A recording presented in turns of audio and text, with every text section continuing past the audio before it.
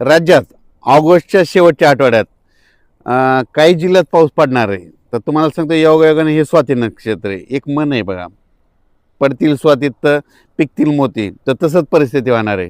तर मग ह्या शेवटच्या आठवड्यात पाऊस कुठं पडणार आहे तर तुम्हाला सांगू इच्छितो की त्याच्यामध्ये जिल्ह्यात नाव सांगतो. 25 ऑगस्टपासून ते 28 ऑगस्टच्या दरम्यान वर्धा, नागपूर, भंडारा, गोंदिया, चंद्रपूर, यवतमाळ तिकडं मात्र मुसळधार पडणार आहे त्या ज्या 4 जिल्ह्यात.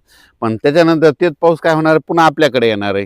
तर मग त्याच्यानंतर काय होणार आहे, वाशिम जिल्ह्यात एक चांगला पडणार आहे, हिंगोली जिल्ह्यात एक चांगला पडणार आहे, अकोला जिल्ह्यात पडणार आहे, अमरावती जिल्ह्यात पडणार आहे, बुलढाणा जिल्ह्यात पडणार आहे, परभणी जिल्ह्यात देखील असणार आहे, नांदेड जिल्ह्यात देखील असणार आहे, इकडं बीडकडं देखील असणार आहे, जालना जिल्ह्यात देखील असणार आहे, जळगाव जामोद देखील घाटाच्या खाली पडेल.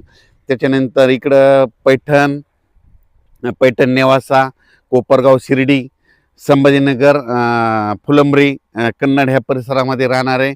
म्हणून हे लक्षात घ्यायचं. म्हणजे ह्या 25 ऑगस्ट ते 28 दरम्यान ह्या दरम्यान सर्वत्र नाही पण ह्या जिल्ह्यामध्ये पाऊस असणार आहे. म्हणून अंदाज त्यांच्याच पिकासाठी योगदान ठरणार आहे. कारण की स्वाती नक्षत्र आहे, स्वाती नक्षत्रातला पाऊसनं पिकाचा निवाडा करत असतो. पडल्याच्या नंतर ते पीक म्हणजे मोत्यावाने पिकं येतात, म्हणून असे ते मन आहे. उदाहरणार्थ सांगतो, परभणी जिल्ह्यामध्ये 849 गाव आहेत. तर जवळपास 60-70 गावामध्ये ते पाऊस पडेल, काही भाग वंचित राहील. म्हणून सर्व शेतकऱ्यांना लक्षात येतं. म्हणजे जिल्ह्याचा जर अंदाज सांगितला तर जिल्ह्यात सर्वदूर पाऊस पडत नसतो. एक भाग कसं आहे, परभणी जिल्ह्याचा एक भाग इकडे येलदरीकडे आणि एक भाग इकडे पालमकडे, एवढा मोठा परभणी जिल्ह्याचा. म्हणून काय होतं, अंदाज ऐकत वेळेस शेतकऱ्यांनी योग्य म्हणजे लक्षात घ्यावं की जिल्ह्यात सांगितलं तर सर्व जिल्ह्यात पडत नाही. ज्यावेळेस सर्वदूर म्हणतो त्यावेळेस सर्वदूर पडतो, पण हे पाऊस आहे ना ते विखुरलेल्या स्वरूपाचाच आहे. पण 25 ऑगस्ट ते 28 ऑगस्टच्या दरम्यान ह्या पट्ट्यामध्ये मात्र पाऊस पडणार, म्हणून हे लक्षात घ्यायचं. ह्या 25-28 पावसामध्ये अहिल्यानगर जिल्ह्यातल्या शेतकऱ्याचे फोन आले होते, बालम टाकळीचे त्या शेतकऱ्याचे, आम्हाला येईल का नाही. तर तुम्हाला देखील येणार आहे, फक्त सगळीकडे नाही पडणार पण भाग बदलत पडणार आहे. म्हणून हे ते शेतकरी अंदाज लक्षाचा. 25 ऑगस्ट ते 28 ऑगस्टच्या पावसाचं स्वरूप रिमझिम असणार आहे. ऊन पडणार आहे, काही काही ठिकाणी जोरात राहणार आणि काही ठिकाणी रिमझिम राहणार आहे. म्हणून अंदाज सर्व शेतकऱ्यांना लक्षात येतात. जर शेतकऱ्याला मोठं पाऊस जर पाहायचं असेल तर सप्टेंबरच्या पहिल्या आठवड्यात आणि सप्टेंबर-ऑक्टोबर परतीचा पाऊस चांगला पडणार आहे. म्हणून सर्व शेतकऱ्यांना लक्षात यायचा. ह्या ऑगस्ट महिन्यामध्ये मात्र असं सर्व जिल्ह्यात संपूर्ण महाराष्ट्रभर पडणार असा पाऊस नाही. काही काही भागातच पडणार आहे, त्यांना जीवदान ठरणार, जिथं पडला त्यांना समाधानकारक राहणार आहे. म्हणून हे अंदाज लक्षाचा. पण सगळ्या ओढे नाले वाहतील, नदीला पाणी येईल, तळ्यात पाणी येईल असा पाऊस मात्र सप्टेंबरच्या पहिल्या आठवड्यात आणि सप्टेंबर-ऑक्टोबरमध्ये मात्र चांगला पडणार आहे. म्हणून हा अंदाज सर्व शेतकऱ्यांना लक्षात यायचा.